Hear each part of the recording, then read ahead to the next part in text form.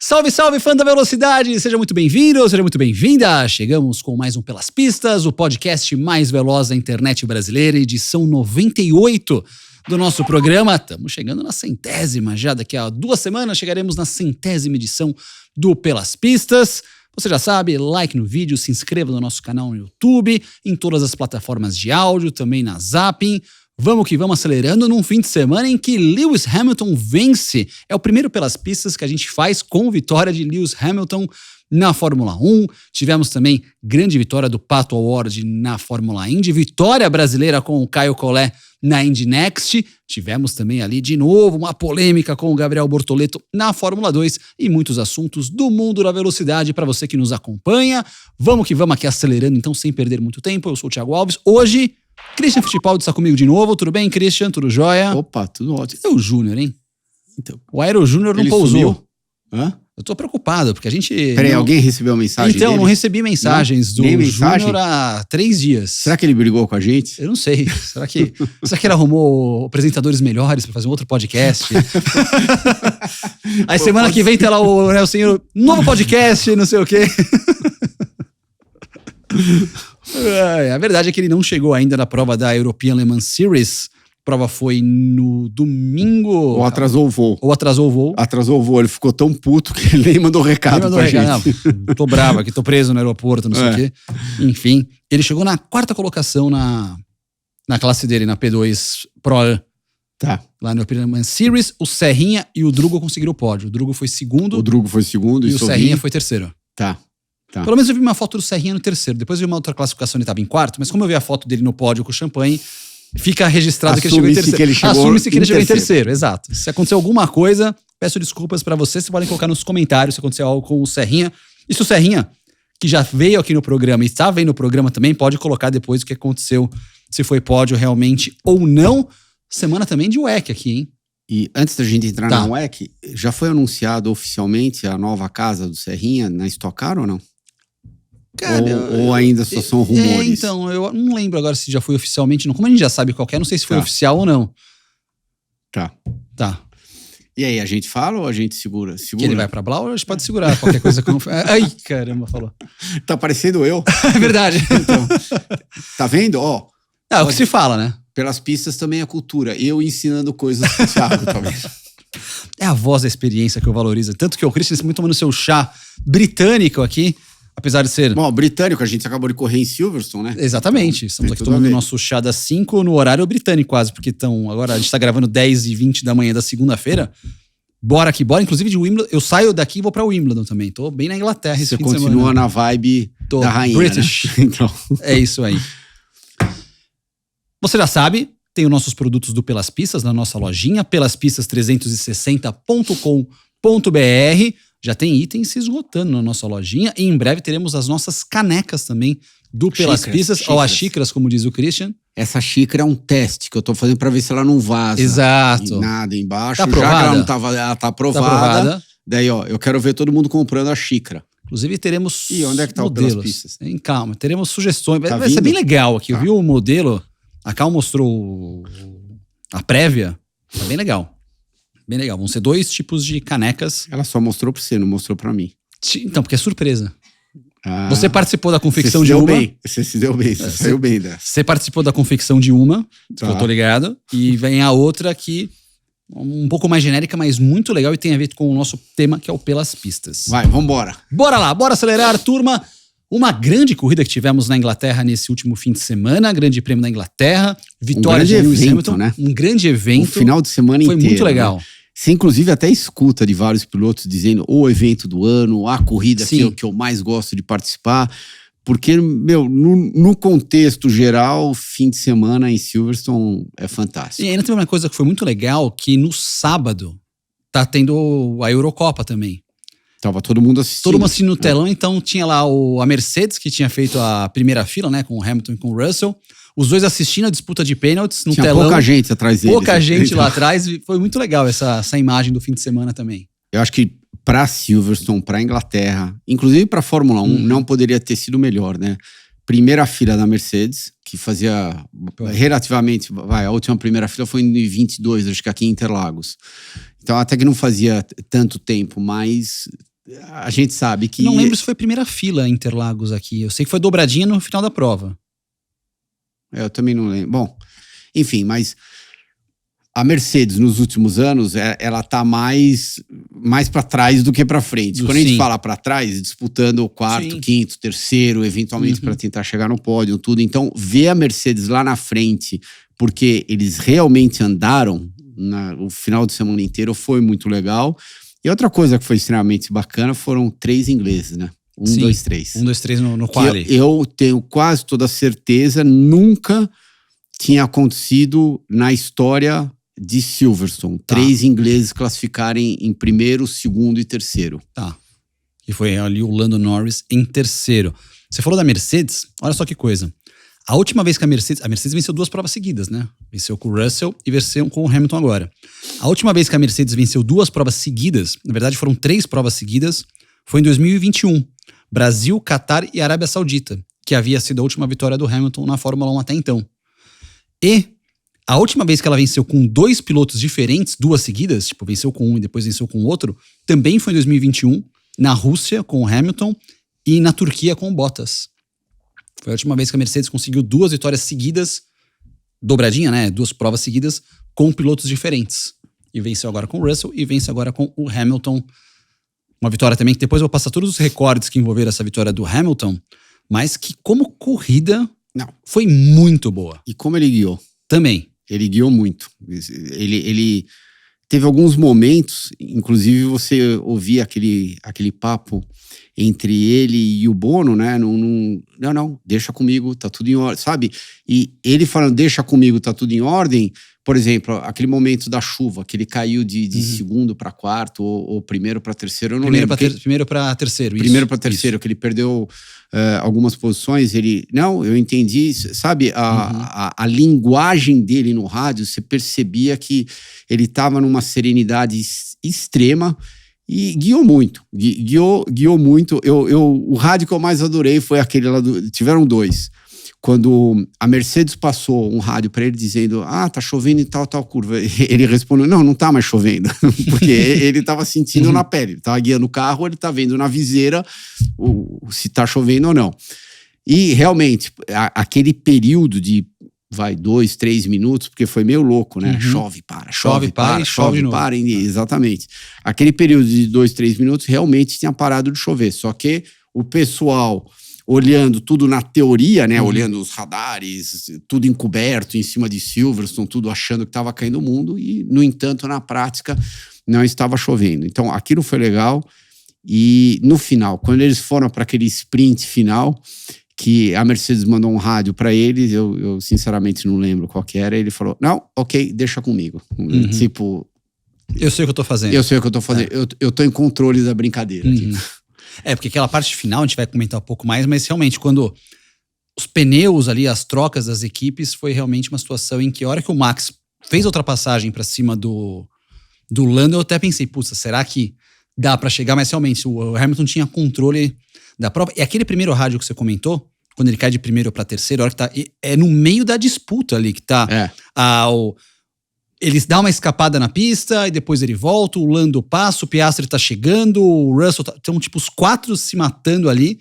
E ele, tipo, não, tá legal, tá tranquilo, eu sei o que eu tô acontecendo. Isso eu acho que foi muito bacana também. Não, e a outra coisa que foi extremamente bacana de ver alguns pilotos, principalmente os pilotos que estavam mais para trás, tipo Leclerc, Pérez, que eles não tinham nada a perder. O Leclerc um pouquinho mais, o Leclerc mais. Ele estava em sétimo, sexto, acho que na hora.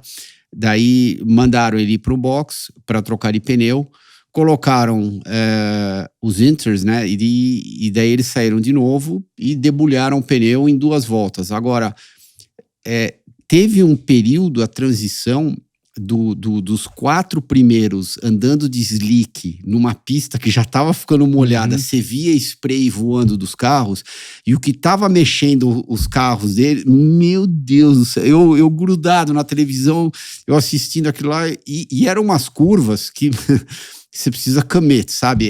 Curva rápida, por exemplo, aquela sequência lá da Beckett, a hora que eles entravam lá, às vezes os carros davam uma triscada, ou seja, andar naquela condição na chuva, com pneu slick E você precisa estar imprimindo um ritmo muito forte, e você tem que estar sabendo exatamente o que você está fazendo, e os 4 primeiros estavam no limite.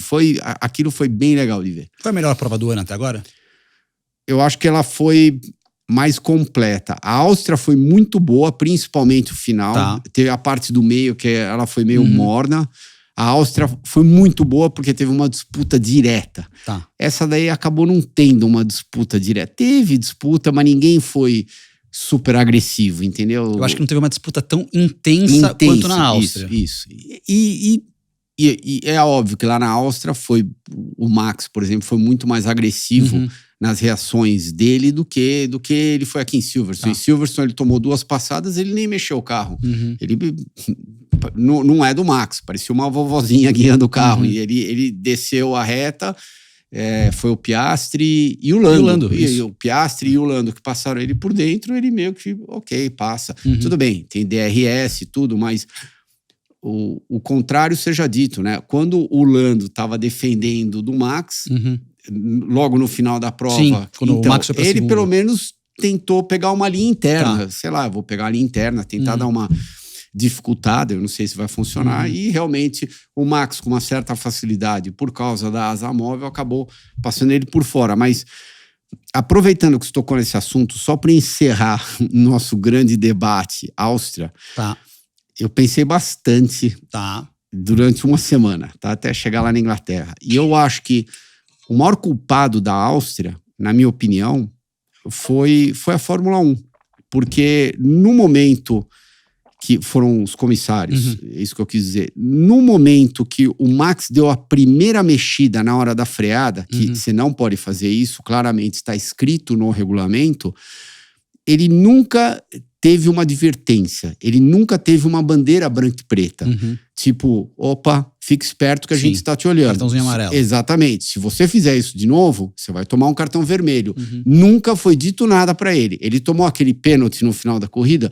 Tomou, mas daí já era tarde demais. Antes de chegar naquele ponto, tinham passado por, sei lá, 3, 4 situações onde ele estava meio que mexendo o carro, em algumas mais do que outras, e nunca ninguém falou nada. E eu acho que a partir do momento que escrevem uma regra do jogo que está escrito lá num regulamento, essa regra do jogo tem que ser implementada e tem que ser seguida. Então, mexeu o carro, bandeira preta e branca. Mexeu de novo, bandeira preta. E esse é o meu... É do jeito que eu vi a novela toda da Áustria. Para fechar esse capítulo, vamos voltar para Silverstone. Bora. Até uma coisa interessante, até voltando para Silverstone, eu acho que talvez, na minha visão, nós não tivemos tantas defesas agressivas, tanto do Max, quando o Lando e o Oscar passam ele, e depois a mesma coisa do... Tem, jogou por dentro e passou por fora o Max quando passa o Lando. Mas isso é coisa mais normal. Não, porque eu acho que tinha uma diferença muito grande de performance naquele momento. Naquele momento em que as 2 McLarens passam a Red Bull, eles estavam num ritmo muito mais rápido. Mais forte. Então, assim, é uma discrepância de carro. Não é aquela coisa assim, nós estamos os dois com próximos, desempenhos semelhantes, e estamos realmente lutando. Já era meio que uma batalha perdida ali. Que não foi a situação da Áustria. Que não é a situação da Áustria. Por isso que, a Áustria foi muito boa a corrida. Porque, tava todo mundo, os dois primeiros andando no mesmo décimo, praticamente. Se o Lando passasse o Max, ele não teria sumido. Não. O Max teria vindo atrás e com certeza teria tentado repassá-lo. Só que não foi a situação. Concordo com você. Eu acho que lá na Inglaterra, o Max percebeu que o pace dele era muito mais fraco. Tanto que, aplausos para a Red Bull, não tem nada a ver com o Max, aplausos para a Red Bull. Se não fosse por causa da estratégia deles, ele não teria terminado em segundo nunca. O próprio Max falou, eu tinha ritmo para ser 5º, 6º hoje, no domingo. A estratégia da Red Bull foi muito boa. As 2 vezes, né? A primeira entrada que ele deu no box... que a hora que ele colocou o intermediário. O primeiro intermediário, que ele entrou uma volta antes, que aí eu não sei se foi a Hannah que chamou ele ou se foi ele que já estava com aquela visão, já estava sentindo, já estava vendo aonde que tá molhada a pista, aonde que não tá, porque muitas vezes, quando você tá no box, ok, você tem 30 mil telas, você tem isso piscando, aquilo falando na tua orelha. Só que é diferente de você estar na pista, porque às vezes tá chovendo no box e não tá chovendo em 3/4 da pista, né? Que é o caso de Silverstone. Silverstone, a pista é tão vasta, tão grande, tão ampla, que isso é muito comum acontecer.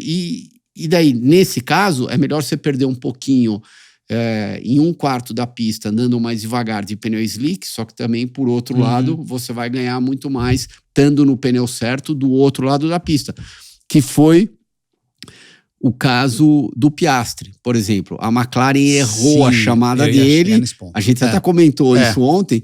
Ele perdeu o quê? Ele perdeu 20 segundos. Ele perdeu, imagina, 20 segundos em uma volta que ele ficou a mais, né? Se a McLaren faz o double stack, aquela parada dupla, talvez ele perdesse 4, 5 e não 20. Foi o que a Mercedes fez. Aliás, a Mercedes mandou muito bem naquela chamada. Aquele double stack dele foi lindo. Foi lindo.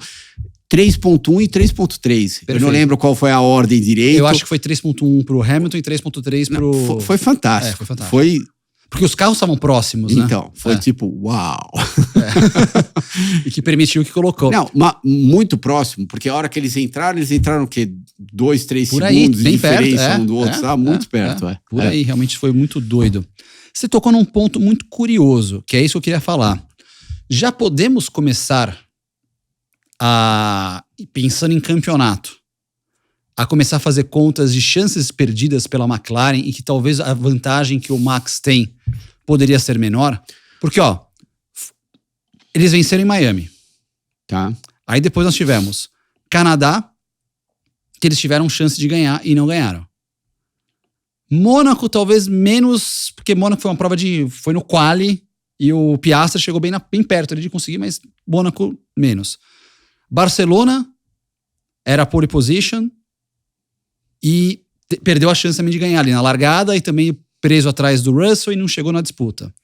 Aí a Áustria, de novo ontem, no domingo. Já são umas 5 provas, aí tira no Mônaco, desde a vitória em Miami, Imola também, que o... Não, eu vou além, Thiago, você tem toda a razão, tudo que você está falando. O começo do ano da McLaren não foi tão forte. Sim, mas assim, do momento que acendeu... Isso, que foi o quê? Miami em diante. Foi Miami em diante, então, exato. Foi Miami em diante. Mas se você voltar, antes de Miami, eles correram o quê? 4, 5 vezes? Foram uns 4 provas. 4 provas antes de Miami. Ela começou bem, mas não começou, eu acho que do jeito que terminou o ano passado, ou não começou que nem agora. Eu acho que foi na primeira série de upgrades que eles mandaram lá para os carros, isso, lá para Miami, que deu aquela acendida de novo. Tanto que o ano passado começou mal pra caramba, daí na Áustria, Inglaterra, acendeu total, daí ficou lá em cima, talvez até tenha caído um pouquinho indo para o final do ano, mas a gente estava esperando uma McLaren para começar lá em cima. Ela não começou lá em cima essa temporada. Ela começou atrás da Ferrari. Exatamente. Tanto que a Ferrari venceu a prova com o Sainz, tudo. Mas já dá para a gente começar a pensar em pontos perdidos da McLaren nessas últimas provas, hein? O Zach admitiu depois da corrida, né? Meio que como perder um grande prêmio, né? E quem perdeu a corrida, na minha opinião, não foi a McLaren, mas não foi o Lando, foi o Piastri. Eu acho, de uma maneira geral, que o Piastri estava mais forte que o Lando. O Piastri largou mais atrás que o Lando, veio passando todo mundo. Na hora da primeira parada de boxe, ele estava empurrando o Lando. Daí, Daí aconteceu tudo aquilo lá, ele acabou parando o quê? Uma volta depois, mais... Então, ele acabou parando uma volta mais tarde, caiu para trás de novo, só que se não tivesse acontecido isso, se ele não tivesse caído para trás, vamos supor que ele tivesse saído junto com o Lando, atrás do Lando, teria feito aquele segundo stint próximo dele, só que no terceiro stint, o Lando tinha um pneu macio à disposição. O Piastri tinha um pneu médio. Também tinha um pneu médio pro Lando? Pro Lando. Então, a McLaren errou nesse sentido porque ela tinha a opção do médio e foram no Porque eles colocaram o médio pro Piastri. E daí a média da volta, das voltas do Piastri era mais rápido do que o Lando no final da corrida. Só que ele estava muito para trás. Sim. Então ele conseguiu recuperar um pouco, só que não conseguiu recuperar tanto. Por exemplo, esse grande prêmio, tiveram outros que ele estava forte, mas a gente sempre escuta falar um pouquinho mais do Lando na hora da corrida, pouquinho mais do Lando. O Piastri aconteceu isso. Esse final de semana, eu acho que o Piastri estava exatamente no mesmo ritmo do Lando e aconteceu o que aconteceu, a McLaren errou na estratégia. Só talvez fazer um ajuste na sua frase que você falou assim, que o pessoal pode estar pensando, mas o Piastri perdeu a vitória. Acho que assim, a McLaren perdeu a chance de impulsionar pro Piastri vencer. Isso. Que o Piastri na pista fez tudo certinho. Não, fez tudo certinho. Desculpa se eu falei errado, não foi culpa do Piastri. Entendi. Mas a chance maior talvez fosse do Piastri. Exatamente. A chance maior eu acho que era do Piastri. Tinha um ritmo forte. E quando eu falo chance maior, não é uma diferença, pelo amor de Deus, Max Pérez. Estamos falando de uma diferença mínima. Mas quando tá todo mundo lá com a água por aqui, é óbvio que as diferenças mínimas contam. Então, se os dois estivessem exatamente na mesma situação, eu teria colocado, eu acho que as minhas fichas em cima do Piastri. E só para uma coisinha para vocês pensarem também. E se antes da primeira parada o Piastri tivesse passado o Lando, ele teria entrado no box antes do Lando. Sim. O Lando teria ficado na pista uma volta a mais, daí teria mudado a corrida inteira. Teria. Então, e estava realmente muito perto. Ele teria porque ele chegou, ele quase quis ameaçar, tentar passar o Lando. Não teve a oportunidade, mas se o Piastri passa o Lando aquela hora que tá chovendo, que tá todo mundo de pneu slick, a corrida teria sido outra, porque o Piastri teria sido o primeiro a ser chamado no box, o Lando teria dado uma volta a mais, o Lando teria caído para trás e o Piastri teria se colocado na situação da briga entre os três primeiros, que foi aquilo que a gente viu até o final. Inclusive, a chamada no segundo pit da McLaren foi também ao contrário. Ela chamou primeiro o Piastri, que estava atrás, para na volta seguinte chamar o Norris. Então o Norris também acabou saindo uma volta... Depois até deu uma erradinha no box também, que ele deu uma travada e perdeu um segundo ali. Ele perdeu um segundo na hora de parar na placa dele. Então, ele com certeza parou muito para frente. Que eu acho que não teria feito diferença nenhuma. Ele teria voltado na frente do Hamilton na pista. Se tivesse parado na mesma volta. Não. Se ele não tivesse errado, ele teria ganho um segundo, ele teria voltado na frente. Só que o Hamilton estava de pneu quente, porque ele tinha saído uma volta antes de slick. O Piastri ainda estava de pneu frio, ia ser uma questão de 2, 3 curvas. O Hamilton iria ter passado por ele com uma certa facilidade. Tanto que, quando eles voltaram para a pista, na primeira volta já, o Hamilton já estava 2 segundos na frente. Sim. Eu acho que eu concordo, mas realmente nesse cenário eu acho que o Hamilton talvez não perdesse a prova. Porque acho que estava, sabe, aquela coisa do... O Hamilton falou assim, essa prova... não. Entendeu? Então, mas foi isso que eu quis dizer. Mesmo se o Lando tivesse saído na frente do Hamilton, o Hamilton teria pego ele. Teria pego. Se não pegasse na primeira volta por causa de uma situação de pneu quente, teria pego depois, porque o ritmo da Mercedes era melhor do que da McLaren, principalmente nas últimas 5, 6 voltas. Sim. A Mercedes estava mais forte que a McLaren. Agora... Voltando, de novo, a segunda errada, né? Porque deveriam ter chamado o Lando antes. Uma volta antes e ter colocado o médio. E ter colocado o médio. Eles demoraram uma volta demais.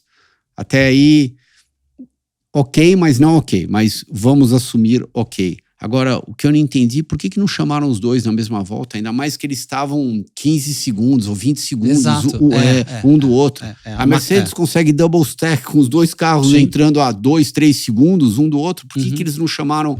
Nossa, tinha tempo suficiente para fazer isso. Sim, aí realmente a McLaren, essa prova...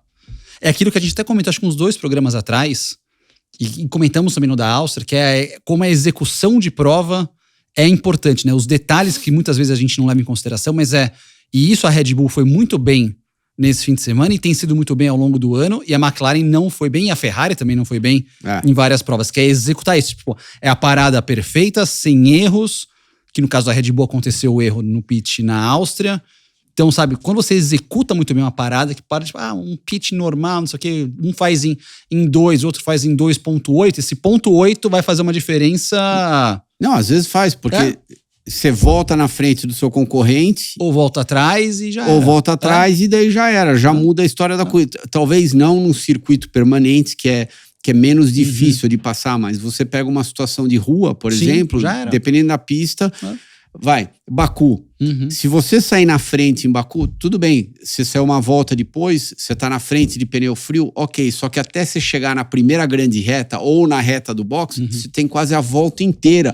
Então você tem tempo suficiente para esquentar o teu pneu, para ver se você consegue se manter na mesma distância ou talvez até quebrar aquele segundo, né? Para o carro de trás não ter a asa móvel no momento que entra na reta grande, porque aquela reta grande lá de Baku, ela é covardia, né? Se você tá dentro do range lá de asa móvel, você vai ser ultrapassado, fim de papo. Ou vai ultrapassar. Se é em Mônaco, é aquele abraço. Exatamente. Se é em Mônaco, é aquele abraço. Aquele abraço, não passa mais. Interessante, quero saber, claro, a opinião de vocês aqui no nosso chat. Quem nos acompanha no nosso canal no YouTube pode colocar ali a sua opinião nos comentários, no nosso chat da primeira exibição, toda terça-feira, 21 horas, opinião de vocês sobre a corrida. Teve uma questão interessante também, a gente falou dessas equipes, né, da briga, principalmente de McLaren e Mercedes nessa prova. A Red Bull teve uma vantagem, a Red Bull só tinha um carro nessa disputa, né?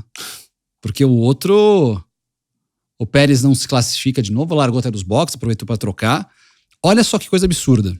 Nas últimas 5 corridas, Sérgio Pérez somou 15 pontos. Nas últimas 5 corridas. Hülkenberg, nas últimas 2 corridas, somou 16 pontos. De Haas. Já estão dizendo que tem uma pressão para daqui a 2 provas, se o Pérez não performar, ele pode já cair da Red Bull. Não volta das férias de verão. Eu tenho certeza que esse contrato do Pérez... O novo, tá, que foi efetuado... Foi em Mônaco logo foi depois? Mônaco. Foi em Mônaco. Que inclusive o Horner disse que antecipamos isso para ver se ele fica mais tranquilo e volta a performar. Tirou da minha boca. Era isso que eu ia falar. Eu acho que eles ajudaram o Pérez, ok? O Pérez ajudou a gente todos esses anos, ele foi team player, legal, obrigado. Agora vamos ajudá-lo para ver se dá aquele boost de moral, para ver se a gente consegue resgatar o Pérez, que a gente já viu esse Pérez dentro da Red Bull. Não é que o Pérez é um cara que não sabe guiar, não sabe o que tá fazendo. Pelo amor de Deus, ele em algumas corridas, ele já bateu roda com o Max e já inclusive foi melhor que o Max. Já ganhou o final de semana inteiro do Max. Foi com uma certa frequência? Não foi. Mas o papel do Pérez é, se o Max ganha, terminar em segundo. Como já foi 2 vezes esse ano. Acho que 2 ou 3 vezes esse ano. Então, mas terminar grudado em segundo. Por isso que eles deram esse contrato tão cedo para ele. Agora, ao mesmo tempo que eles deram o contrato, você pode ter certeza que tem 1 milhão de cláusulas lá, que se ele não performar, ele vai cair fora. Se ele não isso, ele vai cair fora. Se ele não aquilo, ele vai cair fora. E eu acho que ele acabou aceitando, porque ele ainda sabe que, mesmo estando do lado do Max, a Red Bull é o melhor lugar que ele consegue estar ou que ele consegue ir no momento. Agora, de novo, a gente vai voltar nesse tema, muita gente pode falar assim, pô, de novo vocês vão falar do tema, mas, cara, é a notícia da Red Bull, que é a principal equipe hoje da Fórmula 1. O substituto imediato seria o Ricciardo. E eu não sei se o Ricciardo é um cara que tá merecendo as chances. De novo, nessa prova, ficou atrás daqui 3 dias, quem vai estar andando no carro vai ser o Lawson. Vai fazer um teste com aquela filmagem, né? Que vai ter o dia de filmagem, mas que acaba sendo um dia de treino, que todas as equipes fazem isso, diga-se de passagem. Que foi o mesmo teste que o Ricciardo fez quando ele entrou no lugar do De Vries. Isso. Então, que acho que ele até rodou logo no começo. Exato. Isso mesmo. Mas ele vai fazer o teste por isso, mais do que nunca, eu acho que o Pérez está na marca do pênalti, porque eles vão comparar os dados, eles estão na mesma pista que eles acabaram de correr, exatamente na mesma pista, e é óbvio, quando você faz comparação de dado, muito acima do cronômetro, quanto que um virou, quanto que o outro virou, porque esse negócio de quanto você virou é muito relativo, porque é condição de tempo, enfim, condição de pista, vento,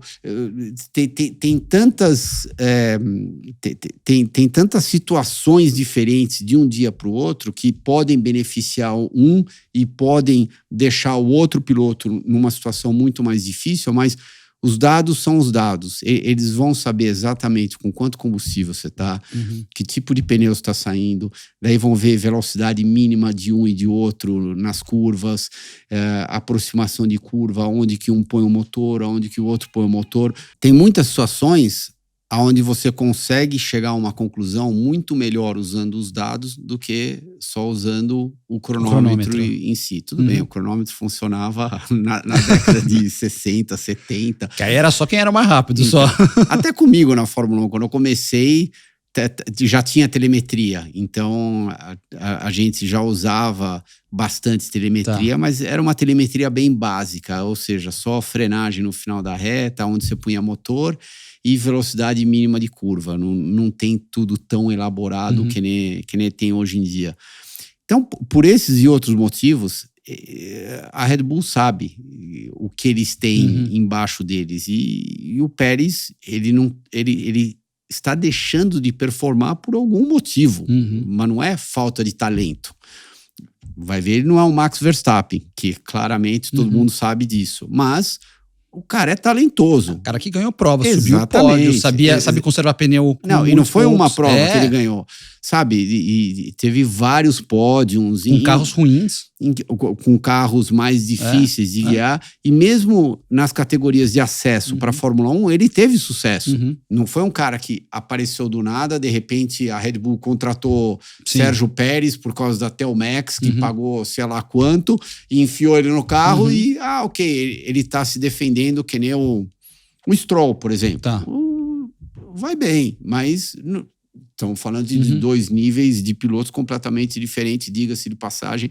Andou muito bem o Stroll. Tá andando bem, então, o Stroll. Esse final de semana o líder em Silverstone e, terminou a corrida inteira na frente do Alonso. Ficou, andou, enfim, o tempo todo. Mas eu acho isso. Curioso isso, até o Horner tá tentando minimizar essa questão do teste, tudo, não sei o quê, tá tentando, mas realmente movimentações estão rolando.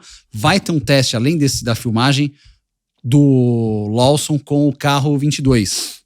Também eles vão fazer um teste com o Liam Lawson que com foi o carro 22. A mesma situação do Ricardo um ano atrás. Só que exato. No caso foi o carro 21, não.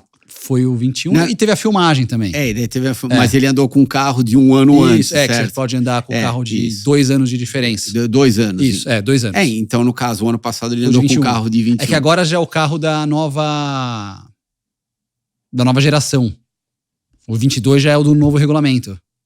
O 21 ainda não era. Ainda não era. Não, então o ano passado era o 22, podia isso mesmo. Então tem essa questão aí curiosa. Veremos cenas dos próximos capítulos.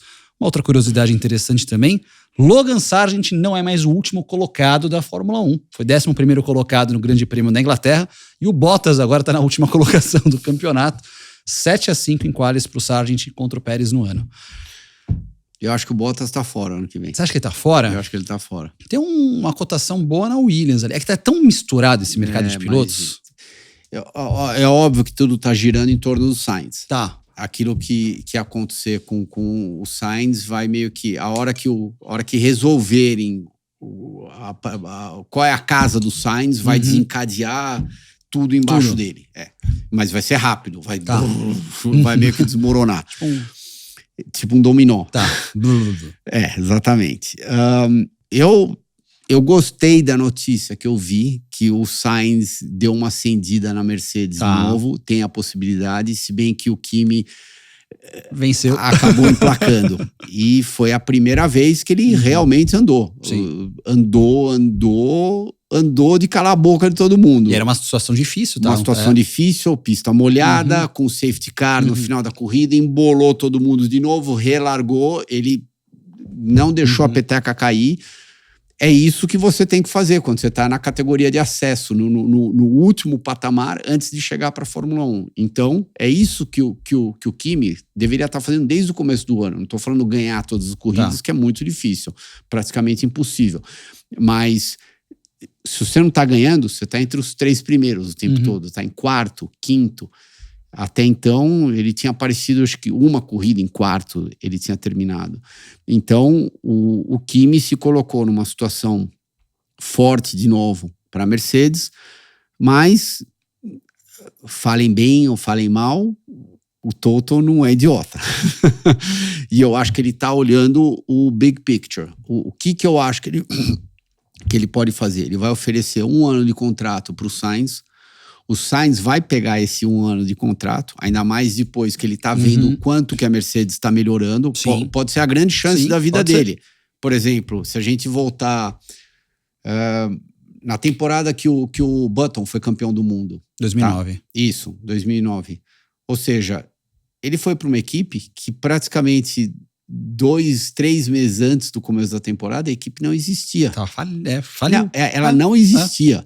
Foi uma união de muitas pessoas e um empurrão bem grandão do seu Bernie Eccleston que fez acontecer aquela operação inteira.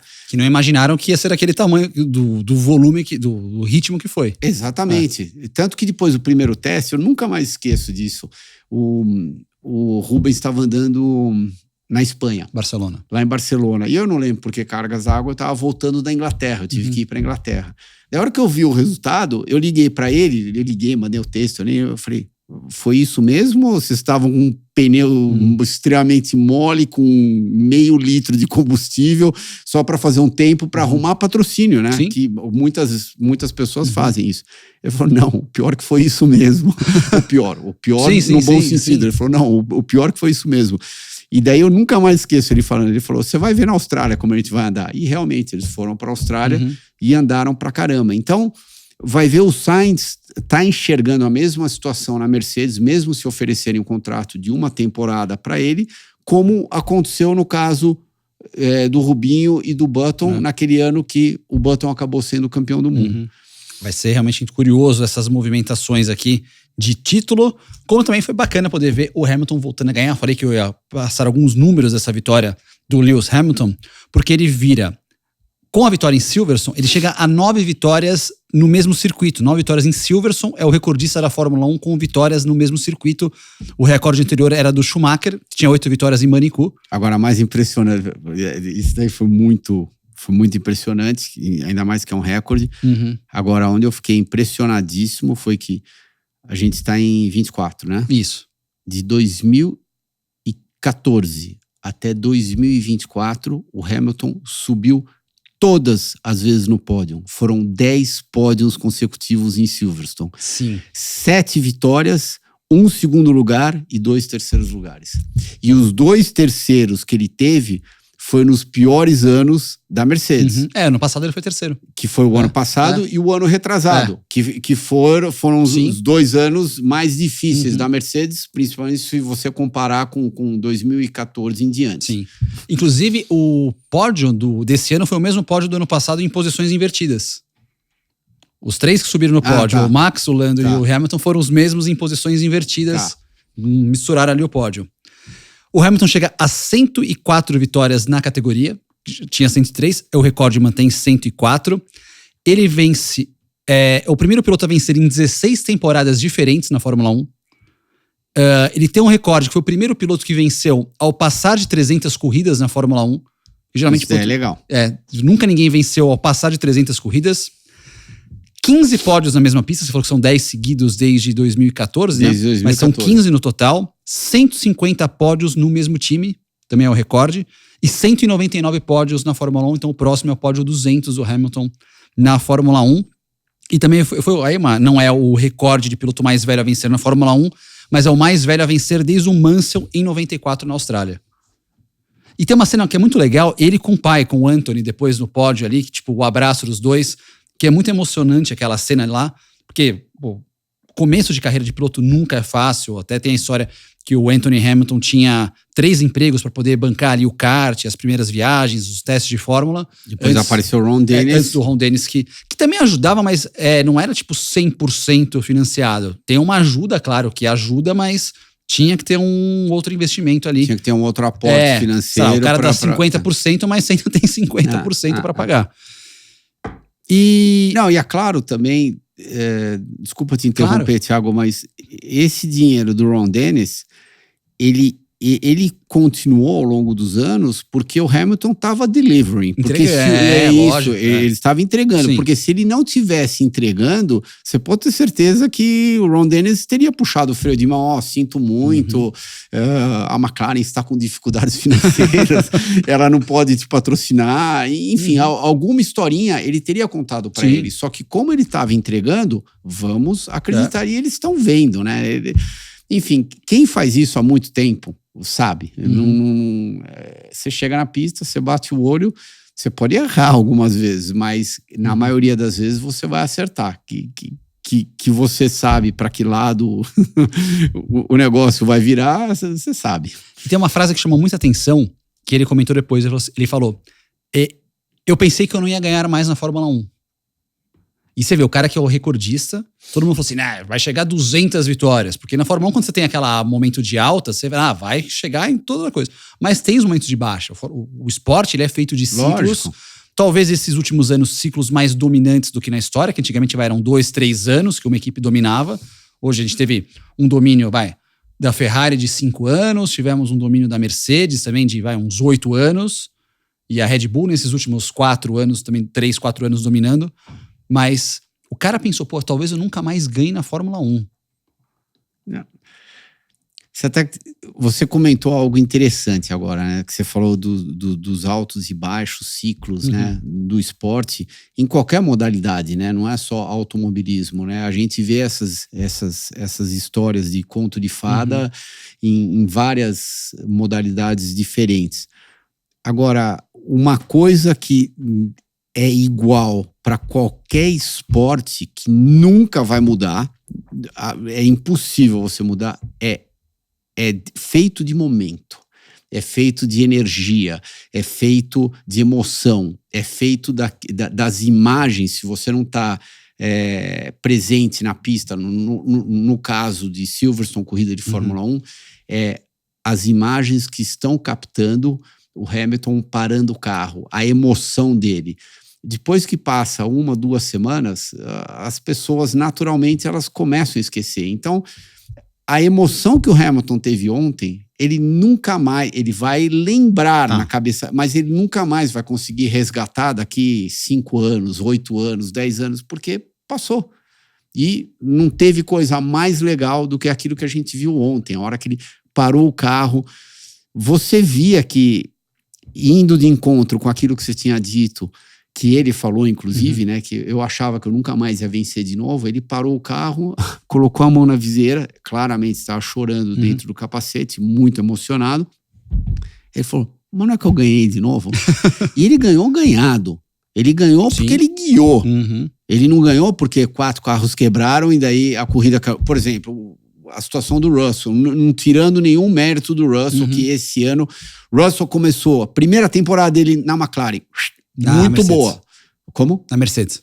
Desculpa, na Mercedes. Primeira temporada dele lá na Mercedes, ótima. Segunda temporada dele, o Hamilton cresceu bastante e ele deu uma afundadinha. Esse ano, o Russell tá indo muito bem. 10-2 em quali. Então, mas muito bem, extremamente bem. Eu acho que prepararam, a Mercedes preparou ele para eventualmente ser o novo líder da Mercedes. Agora, a corrida da Áustria caiu no colo do Russell. Ele se aproveitou, sim, porque ele estava em terceiro lugar, ele poderia estar em quarto, quinto, poderia estar num ritmo mais lento expôs de naquela corrida. Situação. Ele se colocou naquela situação. A corrida caiu no colo dele, ele venceu a corrida. Agora, o Hamilton venceu que nem gente grande. Venceu de verdade em Silverstone. Uma situação completamente diferente do Russell na Áustria. E você acha que isso pode, para encerrar esse assunto Fórmula 1 aqui, pelo menos o grande prêmio da Inglaterra, pode dar uma chama realmente pro um ano que vem na Mercedes, na Ferrari? Tipo, já entrar com outro moral, pô, ganhei corrida, não sei o quê. A gente pode voltar. Só ajuda ele. Só ajuda. Só ajuda, com certeza. Porque imagina se ele fosse se arrastando até o final do ano. Ou seja, o Russell classificando na frente dele, como você acabou de comentar, 10-2? 10-2. Então, 10-2, imagina, a gente chegou exatamente na metade da temporada. Estamos com 12 corridas, então são 24 corridas esse ano. Imagina terminar o ano, sei lá, com 20-4. Não é legal. Não é legal. Não é legal. E o Russell ganhando e ele não. Isso. E o Russell já ganhou 2 esse ano. Se o Russell ganhasse... Não, ganhou 2. Ganhou uma. Não, ganhou uma. Ganhou a Áustria. Ele foi pole no Canadá, exatamente. Então, ele ganhou uma corrida. Imagina o Russell emplacar mais 2 corridas na segunda metade do ano e o Hamilton não ganhar nenhuma. Tudo bem. O Hamilton sempre vai ser o Hamilton, porque fala o quê? De um cara que foi 7 vezes campeão do mundo, que tem todos esses recordes, né? Que você acabou de ler, sei lá, 3, 5 minutos atrás. Não tem nada pra falar, só tem que abaixar e venerar o cara.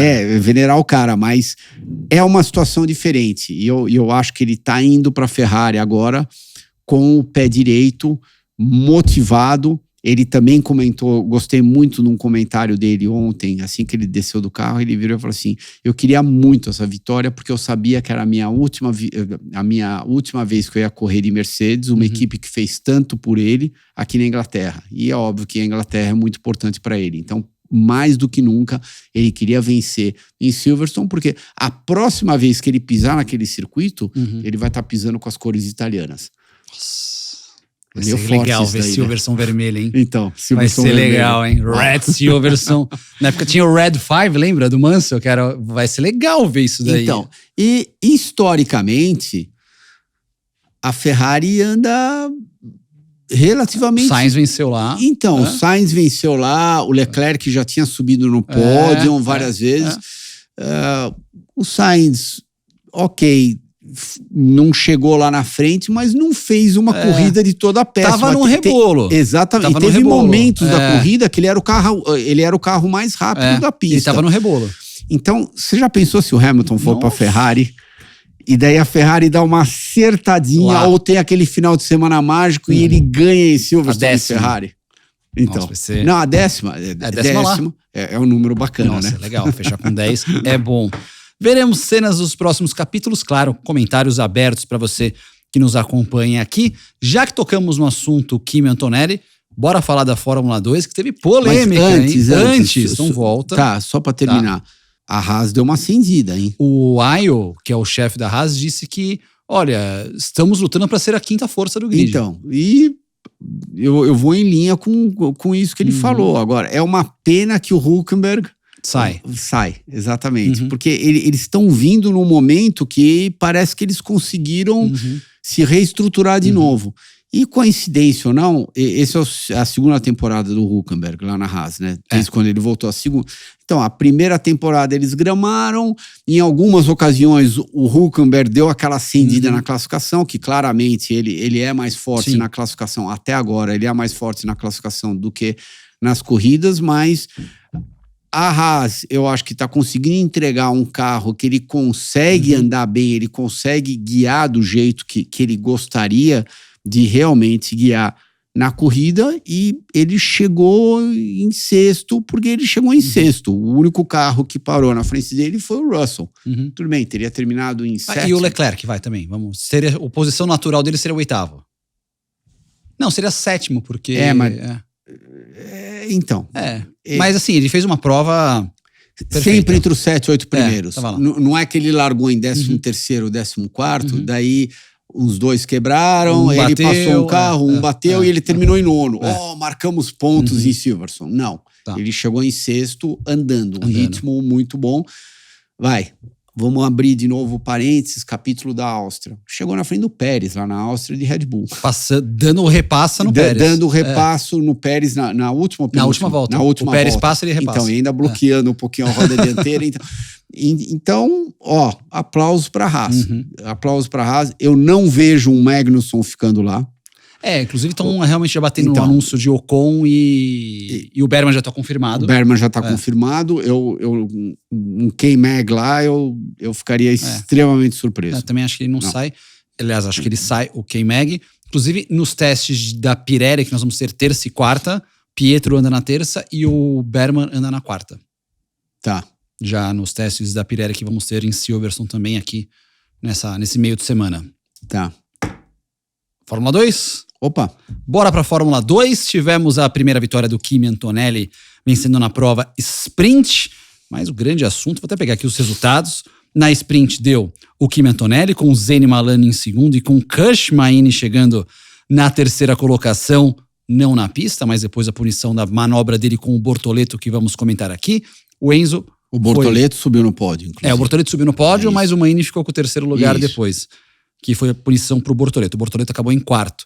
O Enzo foi o 13º nessa prova. Na prova longa, o Isaac Adjar venceu, o Zeni Maloney de novo em segundo, Jack Crawford em terceiro, o Bortoleto foi sexto, o Enzo foi oitavo com a vitória e o pior fim de semana até então do Paul Aron na Fórmula 2. O Adjar assume a liderança do campeonato, o Bortoleto acabou caindo para o quarto lugar, que o Maloney subiu para frente. O Adjar teve uma primeira corrida sprint muito difícil. E daí ele...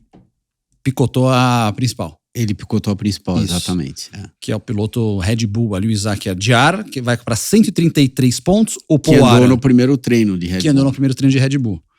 O Paul Aron, que era o líder, zerou esse fim de semana. Foi a primeira vez que na zerou. Temporada inteira. Que ele nem subiu no pódio e nem pontuou. O Maloney 101 com os 2 pódios, o Bortoleto 98 pontos. O Bortoleto que acabou perdendo um ponto naquela briga do pódio dele lá, mas que foi a manobra que parou o Brasil, especialmente nas redes sociais. O que você achou ali da comissário Fittipaldi? Eu achei que E depois o piloto Fittipaldi.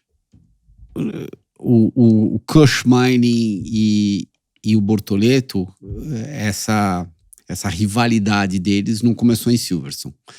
Claramente, eu acho que já vem desde o começo do ano, por interesses exatamente iguais. O Kush tá na segunda temporada dele de Fórmula 2. Na segunda temporada dele. Eu acho que é a segunda temporada dele. É claro que ele sabe que ele não pode entrar naquele ciclo, se não der na segunda eu entro na terceira, eu tento na terceira, se não der na terceira eu tento na quarta, porque o tempo vai passando e como a gente já discutiu aqui no programa várias vezes, é uma categoria de acesso, não é uma categoria para você fazer carreira, a Fórmula 2. Então, existe uma rivalidade muito grande entre o Maini e o Bortoleto dentro da equipe. Se a gente voltar para Barcelona no final da reta, no feature race... Na principal, exatamente. O Bortoleto por dentro, o Kush Maini por fora. Existem 2 situações. Ou o Bortoleto jogou o carro em cima do Kush Maini, que eu acho extremamente improvável ele virar propositalmente, porque tem uma imagem que você vê no final da reta, se você congela a imagem, tá muito claro. O Kush Maini tá no ângulo certo da curva e o Bortoleto tá exatamente no ângulo ao contrário. O que aconteceu? O Bortoleto estava sem pneu, o Kush Maini foi chegando nele. O Bortoleto, óbvio que para defender a posição, ele não estava fazendo nenhum zigue-zague na frente lá do Kush Maini, freou por dentro do lado de dentro. Você já tem um ângulo mais comprometido freando por dentro. O carro deu uma escapada de traseira e ele acabou na hora de corrigir, deu aquele snap oversteer, na hora de corrigir, o carro fez assim e assim. Quando ele fez ao contrário, ele acabou batendo lá no Kush Maini. Agora, Bortoleto desce do carro, ele explica isso pro Kush Maini. Será que o Kush Maini vai conseguir realmente absorver isso? Eu entendo, realmente foi isso, deixa pra lá, tudo. Bom, capítulo encerrado. Passam-se algumas corridas, vamos para Silverstone. Chegam em Silverstone. Eles estão na última volta da corrida, já estou indo direto para feature, tá? Eles estão na última volta da corrida. Na sprint. Não. A briga foi na sprint, em Silverstone. Não foi na feature? Não, foi na sprint. Foi no sábado, que tava mais molhado. Tá bom. Foi na última volta, mas foi na Eles sprint. estão na última volta da corrida. Na penúltima curva da última volta, o Bortoleto dá uma metida por fora, tá?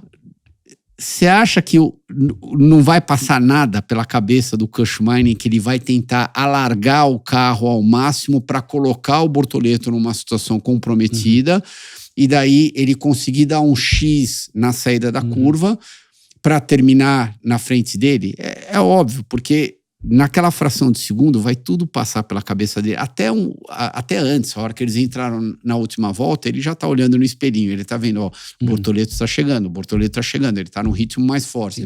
Já se defendeu em outras voltas, já desde o começo da prova tava defendendo bem agressivo. Isso, que os dois estavam andando muito parecidos, inclusive.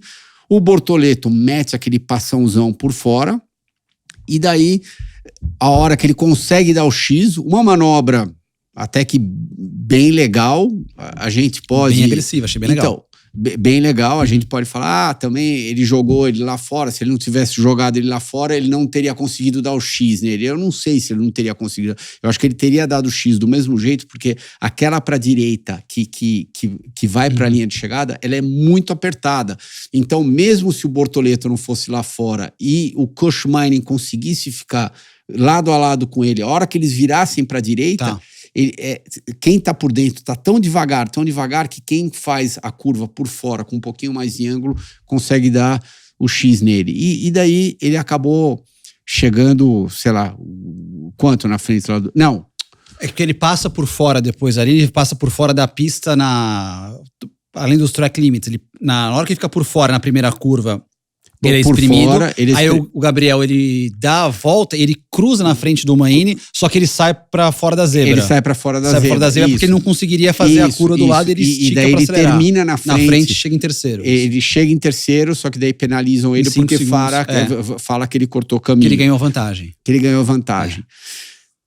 Ok, isso daí tá na regra do jogo. De repente, ele ganhou uma certa vantagem. Só que o meu ponto aqui é... Essa disputa entre os dois, ela não começou naquela última volta de Silverstone. Ela já começou praticamente no começo da temporada. E os dois estão tentando, é claro que de qualquer jeito, defender a posição deles. Porque eles sabem que eles estão na Fórmula 2 não para fazer carreira lá. Porque eles sabem que eles querem chegar na Fórmula 1. Então eu preciso lutar ao máximo para chegar na Fórmula 1.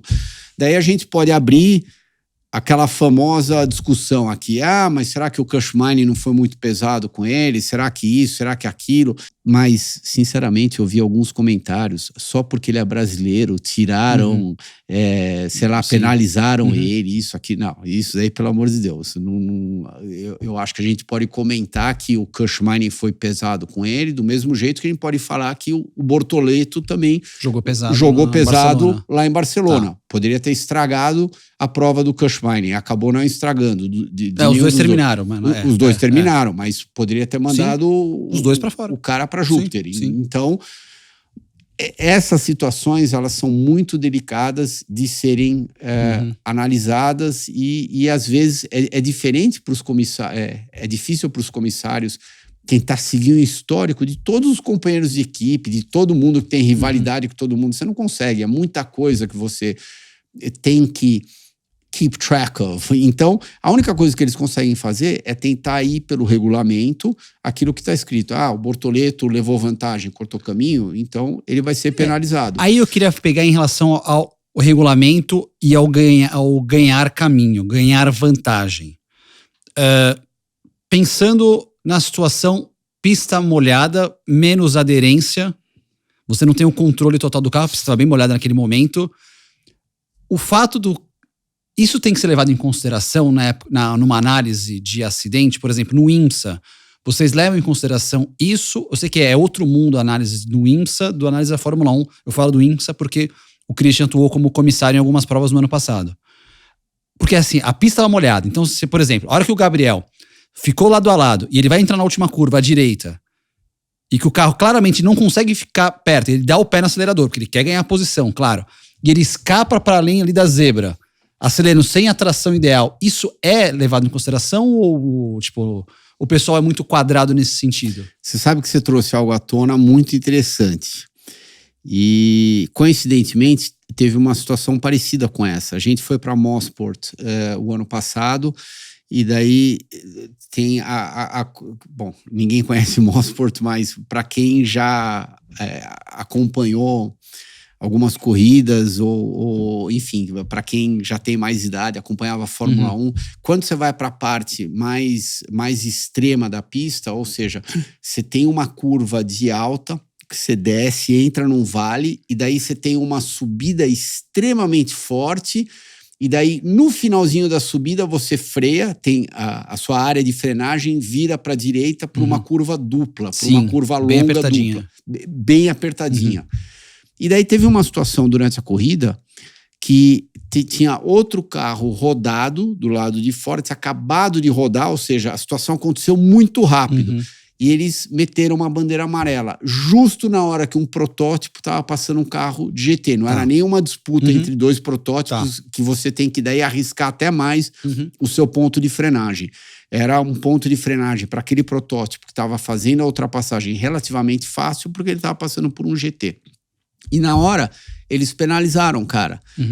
Daí eu dei a minha opinião. Eu falei assim, ó, eu não acho justo vocês penalizarem, porque eu vou ser sincero com você, é praticamente impossível você ver essa bandeira amarela na posição que ela estava. Agora, o que vocês precisam fazer para as futuras corridas para o ano que vem é mudar a posição dessa bandeira amarela ou colocar uma luz piscando.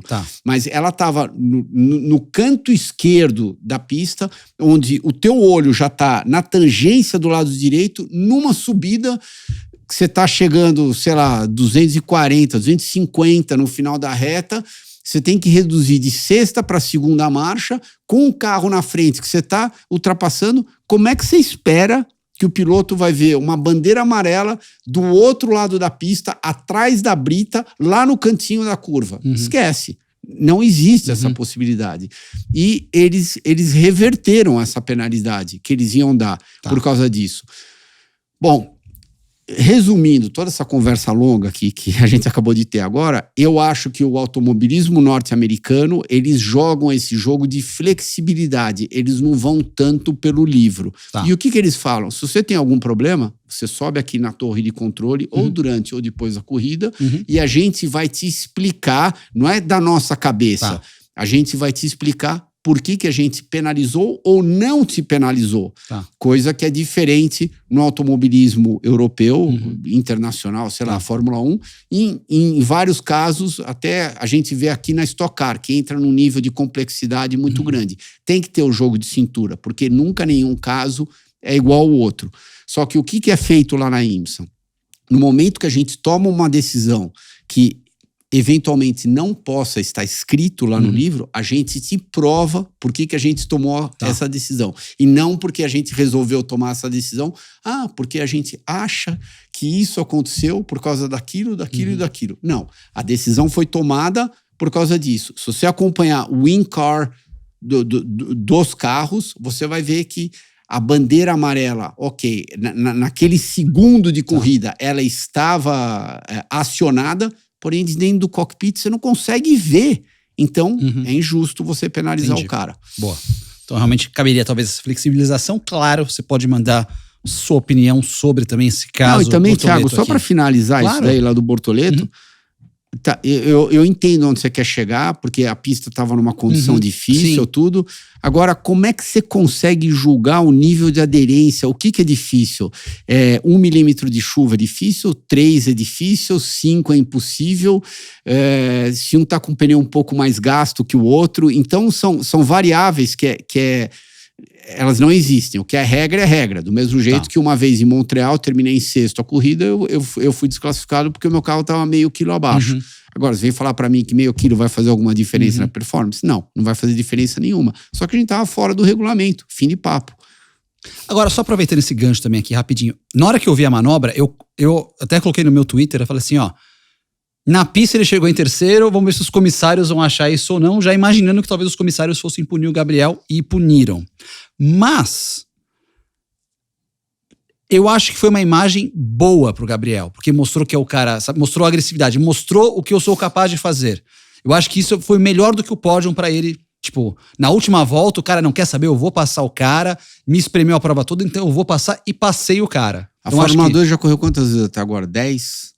Foram acho que 10 finais de semanas, né? 8 ou 10 finais de 8 a 10, eu confesso que esse número cravado, eu peço desculpas, eu não sei. Os primeiros... vamos supor que seja 8. As primeiras 4 corridas foram mais fracas do que as últimas 4 corridas do Gabriel. O Gabriel, ele acendeu. Ele acendeu. Ele tá se colocando, tá começando a se colocar numa posição muito forte. Ó, eu sou o cara. Se eu não tiver oportunidade na próxima temporada, que provavelmente ele não vai ter, eu tô aqui. Eu vou correr um segundo ano de Fórmula 2 e é óbvio que, seja lá onde eu terminei, a gente espera que ele termine entre os 3 primeiros. Tem chances, então, que ele tem toda a chance do mundo de terminar entre os 3 primeiros, para ele se colocar numa posição extremamente forte para a próxima temporada. Então, cada vez mais a gente está ouvindo falar do nome dele. E o Gabriel tá lá na frente, Tudo bem, ele não tá ganhando corrida como os brasileiros adorariam que ele estivesse ganhando uma atrás da outra, mas ele tá sempre entre os 5 primeiros, entre os 6 primeiros, em qualquer situação. E acho que ele tem mais melhores momentos no ano do que, por exemplo, o Paul Aron. Que a gente falou do Aron, né? Pô, o cara é líder, mas você vê, o Aron, ele é aquele cara burocrático, ele não ganha a prova. Talvez isso possa fazer uma diferença pra ele, mas assim, é sempre segundo, terceiro, tem vários pódios, mas é um cara que às vezes falta uma vitória pra dar aquela pimenta. Você sabe que no final de toda a temporada, e isso voltando na época da corrida de Indy, na década de 90, 2000, a gente fazia uma análise de todas as corridas. Tá. Então a gente sentava numa mesa de reunião e a gente tentava entender o que eu fiz certo, o que eu fiz errado, o que eu posso melhorar, o que eu aprendi com essa experiência. Enfim, o que eu posso construir em cima dessa experiência positiva, como é que eu posso ser melhor ainda para ganhar com mais vantagem, por exemplo. E se você terminasse todas as corridas de Indy, o número, se eu não me engano, ou era 5.6 ou 6. Se você terminasse todas as corridas em quinto, 5.6, ou em sexto lugar, todas as corridas do ano, sem subir nenhuma vez no pódio, sem ganhar nenhuma corrida, aonde quando você estava numa situação boa de tentar brigar pelo título, você estava subindo 4, 5, 6 vezes no pódio, no mínimo, salvo Zanardi, fora Zanardi, que era um caso atípico, mas na média dos pilotos era mais ou menos isso. Se você terminasse em sexto, você ganharia o campeonato. Ou 5.6, sei lá. Então, aonde eu quero chegar com isso? Eu acho que tá todo mundo entendendo essa regularidade da Fórmula 2. E eu acho que é isso que o Paul Aron, ele deve estar apostando um pouco mais que os outros pilotos e vamos ver se ele vai conseguir colher esses frutos no final do ano. Que inclusive é algo que o Gabriel fala no programa que ele participou com a gente aqui, que está na nossa playlist de programas do Pelas Pistas aqui. Muito bom, inclusive. Muito bom, hein? Acho que é a 3ª ou 4ª vez que eu vou falar. Muito bom esse programa lá do Gabriel. Precisamos atualizar. Precisamos atualizar. Ó, Gabriel já está convidado para vir aqui de novo. Agora, ele foi muito claro. O que me impressionou daquele programa foi a minha janela de oportunidade. Ele sabe que são 3 anos. Então, o primeiro já praticamente já foi. Já tá rolando agora. Ele já tá na metade do primeiro. Se não rolar no segundo, não rolar no terceiro, daí é praticamente impossível. Veremos cenas dos próximos capítulos. Aproveitar agora e também ver o nosso Momento Pit Stop de hoje. Momento Pit Stop de hoje, ainda no clima do Grande Prêmio da Inglaterra da Fórmula 1, que o Hamilton ficou quase 1 ano e meio ali sem ganhar provas. 2021 foi a última vitória do Hamilton, quase 2 anos e meio sem ganhar uma prova na Fórmula 1. Quero saber de você, Christian. Como que é na cabeça do piloto isso? Ficar um tempo sem ganhar provas, talvez se questionando. Como que é? O que passa na cabeça de um piloto depois de um tempo tão grande sem ganhar uma corrida? Tudo, né? Será que eu ainda consigo, né? Mas é aí que você vê, é óbvio que a gente tá falando do nível de automobilismo o mais alto que existe no mundo, mas a força do Hamilton de ter conseguido dar a volta por cima. Ele, querendo ou não, ele está sendo trucidado pelo Russell esse ano. O Russell claramente está andando num ritmo mais forte que ele. Mas ele se encontrou na situação ideal, que ele estava confortável em Silverstone esse final de semana. É claro que teve aquela energia a mais dele estar correndo em casa, dele estar correndo em Silverstone, como você mesmo comentou, todos os recordes, né, que ele teve lá, que são impressionantes. Imagina, o cara ganhou 9 vezes aquele grande prêmio. 9 vezes. Só aquele, né? Só aquele. Fora os então, outros fora o 95. Resto. Daí, todos os pódios que ele teve, os pódios consecutivos, ou seja, eu tinha comentado lá no começo do programa, 10 pódios seguidos. Impressionante. É impressionante. Então, ele ter conseguido dar a volta por cima mostra, eu acho que o talento que ele tem, a força de vontade que ele ainda tem, e eu acho que a motivação que ele tem. Eu também enxergo ele. Às vezes a gente comenta do Max, né? O Max um dia vai virar a chavinha e vai falar: eu só vou ficar brincando de videogame, não vou fazer mais nada. E eu acho que o Hamilton, eu não vejo isso daí nele. Eu vejo, eu vim para cá, eu cumpri o meu papel aqui na Fórmula 1. Eu venci o título 7 vezes, eu tenho recorde, atrás de recorde, até dizer chega. Passei pelo ciclo completo das melhores equipes aqui dentro da Fórmula 1, ou seja, McLaren, Mercedes e agora Ferrari. Sendo que ele só guiou para a equipe de primeira classe, né? Ele não teve aquela ascensão natural que nem, por exemplo, o próprio Verstappen. Ele entrou na Toro Rosso, ele começou na Toro Rosso. A Toro Rosso é a equipe B da Red Bull. Daí, rapidamente, ele foi para a Red Bull.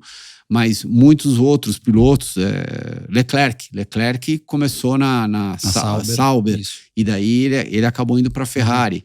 O Sainz começou na Toro Rosso. O Russell na Williams. O caso do Hamilton foi diferente. Então, ter fechado essa história da Mercedes vencendo o último grande prêmio em casa, que ele sabe que ele não vai conseguir ser campeão do mundo esse ano, mas então, se eu não consigo ser campeão do mundo, o que eu mais almejo na temporada? É vencer vencer a corrida de Silverstone na frente de toda a Inglaterra. Mas na tua carreira, você já passou por um momento desse, assim, de tanto tempo sem ganhar uma corrida e, depois esse, sai zica? Você passa por altos e baixos, é óbvio, quando eu saí da 3000, os 3 anos que eu corri de Fórmula 1, você começa a se questionar, né? Nossa, será que isso? Será que aquilo? Daí eu lembro quando eu fui para a Indy, na hora foi uma vida nova, a minha estreia na Indy. Eu terminei em 4º ou 5º lá em Miami, daí, enfim, acabei terminando em 2º na minha primeira visita lá para Indianápolis. Daí tiveram outros ótimos momentos também durante aquela temporada. E daí teve um momento, quando a minha carreira não deu certo lá na NASCAR, que eu fiquei meio que num limbo, né? Eu não sabia direito, eu acho que até olhando para trás agora eu teria tomado um rumo diferente, mas é muito fácil a gente fazer as análises depois. O que eu faço? Eu vou correr na Europa de esporte protótipo, eu fico aqui nos Estados Unidos, então eu acho que eu levei um certo tempo para me reingressar de novo na situação, e ao mesmo tempo aconteceram várias coisas na minha vida pessoal. A minha esposa também estava grávida, daí a Manuela nasceu, enfim, foram várias situações no meio do caminho aonde depois de algumas tentativas e erros, eu acabei entrando no meu último stint da minha carreira, que foi bem legal. Então, a partir de 2011, que foi de 2011 até 2019, correndo na IMSA, lá nos Estados Unidos, onde durante esses anos eu tive muito sucesso, ganhei 2 Daytonas, ganhei Sebring, Watkins Glen, 3 vezes Watkins Glen, campeonato de endurance 4 vezes e o campeonato overall, geral, a gente ganhou 2 vezes. Mas, sim, eu passei por um período meio... Parece que você tá pisando em ovos. E daí, quando você consegue se achar de novo, você tá confortável dentro do carro, você tá confortável com a linguagem do seu engenheiro, você tá confortável no seu ambiente de trabalho, daí parece que volta, dá um clique de novo, que não vai ser o caso do Hamilton, porque o Hamilton tá saindo da Mercedes, mas o mais importante é que ele tá confortável com ele mesmo, e ele viu em Silverstone agora, domingo, ele falou, eu consigo ganhar, eu consigo fazer isso. Então, imagina como ele agora não tá motivado internamente para ir para uma vida nova para a Ferrari, e você, o Júnior, a gente já conversou sobre isso no passado. Imagina se ele ganha na Ferrari. Nossa. Esse cara vai... Enfim, bom, ele já fez história, mas ele vai transcende. Com certeza. Ele vai se colocar em outra dimensão. Espetacular isso. Esse foi o nosso Momento Pit Stop. Lembrando que a rede Pit Stop é a maior rede de autopeças do país, com mais de 2.200 pontos de venda espalhados por todo o Brasil. De volta do nosso Momento Pit Stop, aliás, uma sugestão para você, a gente vai colocar até uma caixinha de perguntas, tudo também no nosso Instagram, no @pelaspistas360, também aqui no chat de vocês, sugestões para o Momento Pit Stop. Podem mandar sugestões aqui de dúvidas, curiosidades, perguntas que vocês têm no nosso Momento Pit Stop, que vai seguir aqui, claro, já com quase 100 programas do Pelas Pistas. E também, claro, agradecer aos membros aqui. Você pode ser membro do Pelas Pistas, só ali a parte de seja membro, você tem benefícios, tem ali o selo de membros, tem emojis para poder utilizar e também você pode ver o Pelas Pistas mais cedo. Você que é ansioso, você que é ansiosa pro Pelas Pistas, pode ver o episódio mais cedo. Falando em mais cedo, eu acabei encerrando o bloco da Fórmula 2 mais cedo. Vou falar do Enzo Fittipaldi, que de novo, o Enzo fez uma prova de recuperação muito boa na prova longa, conseguindo ali somar pontos no fim de semana. Na prova curta ficou em 13º, mas na prova longa chegou no 8º lugar. Você usou uma palavra interessante, que de novo, ele fez uma prova de recuperação muito boa. Ok, ótima, guiou muito bem, sem dúvida nenhuma, fez a prova de recuperação, mas para quem está tentando entrar na Fórmula 1, isso não pode estar acontecendo. Ele tem que estar sobrevoando junto com o Bortoleto lá na frente. Está sempre entre os 5 primeiros. Bem. Exatamente, classificar bem. Ok, fez uma prova muito boa de recuperação. Vamos voltar àquela vitória que ele teve no começo do ano. Guiou um absurdo. Acho que foi das ultrapassagens mais bonitas da temporada. Uma das melhores atuações de alguém na Fórmula 2 no ano. Isso. Se não foi a melhor. Se não foi a melhor esse ano. Só que esses altos e baixos que estão deixando ele numa situação muito difícil. E eu volto a bater na tecla que você tinha comentado que de novo ele fez uma prova de novo não pode existir. Ele não pode estar fazendo prova de recuperação. Ele tem que estar terminando bem. Tudo bem, não ganhou, não tem problema. Sim, terminou em segundo, terceiro, quarto, quinto. Nossa, você viu a prova do Enzo? Ele brigou bem pra caramba, terminou em quinto, ele deu aquele passão, daí tomou um X, mas terminou em quarto, terminou em terceiro. Eu acho que por um motivo ou outro, é isso que tá faltando. Seguindo na base, agora lá nos Estados Unidos, falando no bloco Índia agora, destacar a grande vitória do Caio Collet. Primeira vitória do Caio Collet na Indy Next, que é a Fórmula 2 da Índia. Final de semana inteiro, né, Thiago? Final de semana inteiro. Tudo. Ele gabaritou tudo, Christian. Os 2 treinos livres, fez a pole quebrando o recorde da pista, liderou todas as voltas, fez a volta mais rápida, ganhou com quase 7 segundos de vantagem pro segundo colocado, que é o líder do campeonato. Você esqueceu de mais alguma coisa? Eu não sei, eu acho que não. Eu acho que não tem mais o que esquecer. Não tem mais o que esquecer. Então, Caio, se a gente tá esquecendo de alguma coisa... Você avisa a gente. Você avisa, porque, você ganhou tudo, então não sei o que mais falar. Que absurdo, foi o 5º pódio dele nesse ano de estreia, ele é o 3º colocado no campeonato da Indy Next, tem tudo para ser o novato do ano nessa categoria, mas foi uma exibição, assim, espetacular do Caio, cada vez mais adaptado ali ao carro e também à cultura dos Estados Unidos.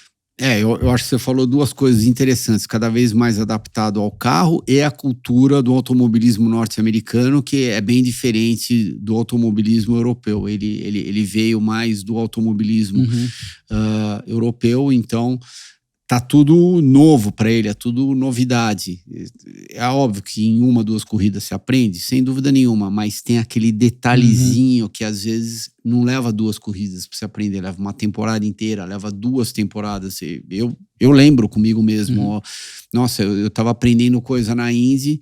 Bom, a gente como ser humano tá aprendendo todo dia, mas dentro do carro, em relação ao automobilismo norte-americano, às vezes na 4ª temporada, 5ª temporada, é um pequeno detalhezinho que faz a diferença. E o Caio está se colocando numa posição bem forte. Agora, você falou uma coisa interessante ontem lá na transmissão da Indy. Pessoal, eu não sei se vocês sabiam, mas o Thiago narra e eu comento lá na ESPN. Então, para os fãs da Indy, esse final de semana, inclusive, tem rodada dupla. É isso aí, sábado, 9 da noite, domingo, 1 da tarde. Iowa, né? Iowa, ovalzão. Então, ovalzão. Vai, New Garden, Filipe. Ô, louco! Quem é o seu? Não sei ainda. Vou pensar não até sabe? O final do bloco aqui. Tá, eu vou de New Garden. Bom, voltando ao Caio, ele tá se colocando numa posição lá nos Estados Unidos que ele tá fazendo exatamente aquilo que ele tinha que fazer na primeira temporada. Só que agora ele vai entrar num ciclo de corridas que vão ser menos favoráveis a ele. De repente ele vai se adaptar tão rápido que não vai ter problema nenhum. Eu espero que seja o caso. Mas menos favoráveis por quê? Porque ele vai correr nos ovais. São 5 provas pro final, 4 ovais e uma de Portland. Só um misto. Só um misto e 4 ovais. E daí 4 ovais. Ou seja, é a primeira experiência dele no circuito oval. O circuito oval é bem diferente de um circuito misto. É isso aí, vai ser interessante observar. O Caio, lembrei de mais uma do Caio que eu anotei aqui, tinha esquecido. Desse final de semana? Desse final de semana. Uma coisa que chamou muita atenção. A melhor volta da prova ele fez na última volta. Então. Isso legal também. É legal. O cara não tava aliviando administrando. Exatamente, cara foi, mesmo com 7 segundos de diferença, né? Porque muitas vezes você chega a 7 segundos, daí falta, 5 voltas, você já começa a andar naquele ritmo de 1 segundo mais lento por volta, porque você tá 7 na frente, você vai terminar, que o cara que esteja em segundo, ele consiga tirar 1 segundo por volta, você ainda vai chegar com 2 segundos na frente, é uma margem bem grande. Mas ele ter feito a última volta, a volta mais rápida, na última volta da corrida, também é legal. O cara tá metendo um ritmo bem forte o tempo todo. Show pro Caio. Só seguindo rapidamente aqui, passando resultados, o Nicolas Giafone, filho do Felipe Giafone, na USF 2000, também no mesmo lugar, em Mid-Ohio, foram 3 provas, um terceiro, um sétimo e um sexto lugar. Esse terceiro foi obtido na primeira prova, na chuva, também de olho ali no caminho do Road to Indy. E ficando na Indy... Que é uma categoria antes da Indy Next. Duas abaixo da... Duas antes. Porque tem a USF 2000 e tem a Pro. Isso. Então, tem ainda mais uma, depois vem a Indy Next. Seria o equivalente à Fórmula 4. Fórmula 4 que ele tá correndo. Tá. Ele foi campeão do que seria a Fórmula Regional. Ano passado. Tá correndo esse ano na Fórmula que seria equivalente à Fórmula 4. Tem a Fórmula 3, que é a Pro. E tem depois a Indy Next, que seria a Fórmula 2. Traduzindo o automobilismo americano para você. Mas na Indy, Grande Prêmio de Mid-Ohio, estreia dos motores híbridos da Indy. O pessoal da Indy dizendo que foi um sucesso, 96% de sucesso nos carros. Só teve um carro com problema, que foi justo do Dixon na largada da prova. O Dixon não largou. Depois pelo menos ele conseguiu. Eu peguei a sequência. São 331 corridas seguidas do Dixon. Eu tinha falado 321, mas 331 seguidas. Agora, na tua cabeça, essa daí conta ou não conta? Ele conta porque ele participou da prova. Ele só não largou. Ele não largou com todo mundo. Ele entrou com a prova em andamento. Então conta. Pra mim conta. Tá bom. Não sei se vão contar na estatística oficial. Sou curioso, saberemos no sábado em Iowa. Não, eu acho que precisam contar. Ele parou faltando 15 voltas, 15 ou 20 voltas, porque ele sabia que mesmo se ele fosse até o final da corrida, com a corrida inteira quebrando... mas daí no regulamento você não tem que terminar... Não, mas aí é que nem abandono. Sabe, ele abandonou 22 voltas atrás. Tudo bem, mas e se a corrida inteira para? Aí é uma situação que nunca aconteceu, acho que na história do mundo. Na Fórmula 1 aconteceu uma vez quase, lembra? Que em Mônaco, que 3 terminaram? Que foi a corrida que o Panis ganhou. Que o Panis ganhou. Então, que o Panis 4 oficialmente chegaram lá, mas acho que só 3 receberam a bandeira quadriculada. Não, e daí teve outra situação em 82, que eu acho que o Patrese ganhou. O Patrese ganhou, mas ele bateu o carro na última volta. E nem sabia que ele ganhou. Ele nem sabia que ganhou, ele bateu saindo lá da chicane. Isso. Saiu do túnel, na época era uma chicane rápida lá, né? Ele rodou, não, foi... Ele bateu em algum lugar Não, acho que foi o Prost que bateu. Acho que foi o Prost que bateu a Renault. Isso. Não, saindo da chicane. O Patrese, eu acho que rodou em algum lugar, não terminou a corrida, daí eles contaram uma volta. Não, o Patrese ele cruzou. Mas ele não cruzou, ele assim, putz, eu rodei, só que alguém chegou na frente e ganhou a prova. Ele não sabia que ele tinha ganho. Então porque ele cruza a prova, ele cruza... Não, há muito tempo atrás. Muito tempo atrás. Ele cruza e beleza, cruzei, pessoal, que posição que acabou? E daí ele ganhou a corrida. Como assim ganhei? Mas eu rodei, você rodou, mas o outro bateu, o outro acabou a gasolina, não sei o que quebrou e você ganhou a prova. Teve essa também, o Resta 1 da Fórmula 1. Pato O'Ward venceu a prova. Quero saber primeiro o que você achou dos híbridos. Venceu, né? E venceu. Vencida. E, inclusive, ele desceu do carro e comentou isso. Ele falou, agora eu tô contente. Bem diferente da primeira corrida do ano lá em St. Pete, que, ok, tecnicamente ele foi o vencedor, mas porque o Newgarden foi desclassificado. Um mês depois, né? Um mês depois. Ele levou os pontos do Newgarden para casa, mas ele não ganhou na pista. Bem diferente de Mid-Ohio. Ele ganhou na pista, andou, hein? Ele e o Palou estão numa outra... Eles estavam em outra dimensão. Imagina, chegaram 16 segundos. 16 segundos do McLaughlin. Né? Chegou 16 segundos na frente do McLaughlin de Penske, né? E os dois se pegando. Ou seja, os dois se pegando e andando mais rápido que o terceiro. Exatamente. Andando mais rápido que o terceiro. Era bem claro que um andava um pouco mais rápido que o outro, dependendo do tipo de pneu que eles estavam usando. Verdade. Então, no stint do meio... os macios. O Pato andava mais rápido que o Palou, e daí no último stint o Palou estava andando mais rápido que o Pato, só que estava difícil, ou praticamente impossível de conseguir ultrapassar. Agora, o que foi aquela atravessada na última curva? Nossa, verdade, ele deu aquela... Não, ele tentou antecipar ao máximo, ou seja, ficou de lado, o bração cruzou, conseguiu arrumar o carro. 20 metros depois, bandeirada de chegada. Nossa, foi uma imagem... Não, foi bem legal. Foi bem legal, a prova bem disputada. Sobre os híbridos, o pessoal ficou muita gente com dúvida, claro. É um sistema muito mais simples que o Fórmula 1, que o IMSA, que o WEC. É um sistema bem mais simples. Eu acho que, inclusive, aplausos para a Indy, né? Fizeram isso de propósito por 2 motivos. Primeiro, para tentar conter os custos, né, ao máximo. Sim.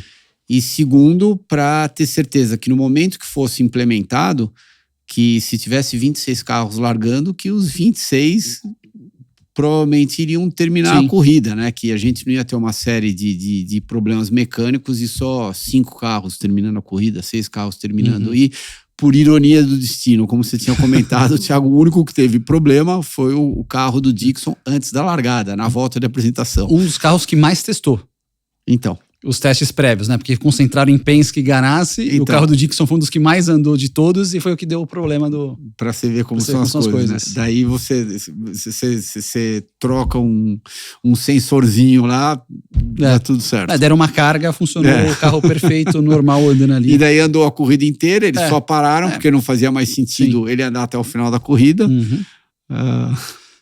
Uma prova dura pro Pietro. Pietro acabou trocando o motor, largou em último, tomou punição e ficou no final do pelotão o tempo todo. Prova dura ali. Não, foi uma prova bem difícil, bem diferente de várias outras corridas, outras atuações que a gente tem acompanhado da Pietro nessa temporada. Qual que você acha que foi uma das melhores corridas dele esse ano? Thermal ele estava muito bem. Ele estava muito bem, Ele estava bem. Mas ele estava muito bem. Eu não sei porque toda vez que eu lembro... Foi a melhor performance dele. Ele classificou bem, estava bem na prova. Eu lembro de Thermal. A estreia dele, por ter sido uma estreia, também foi boa. Porque uma coisa que a gente vê, ele não erra. Mas você vê que não tem a... Não, tá faltando alguma coisa... Provavelmente de equipe. Laguna ele foi bem. Laguna ele foi bem. Tirando que ele errou. Ele errou em Laguna, foi o único erro dele no ano. Foi o único erro dele no ano, a hora que ele foi sair do box, ele freou um pouco tarde demais na pista de rolamento, na faixa de rolamento do box ainda, acabou entrando na terra e daí foi punido porque ele voltou para a pista numa situação que ele não poderia voltar. Porém, ele estava na mesma estratégia do Palou. O Palou ganhou a corrida. Ele iria terminar em segundo? Provavelmente não. Top 10, top 8.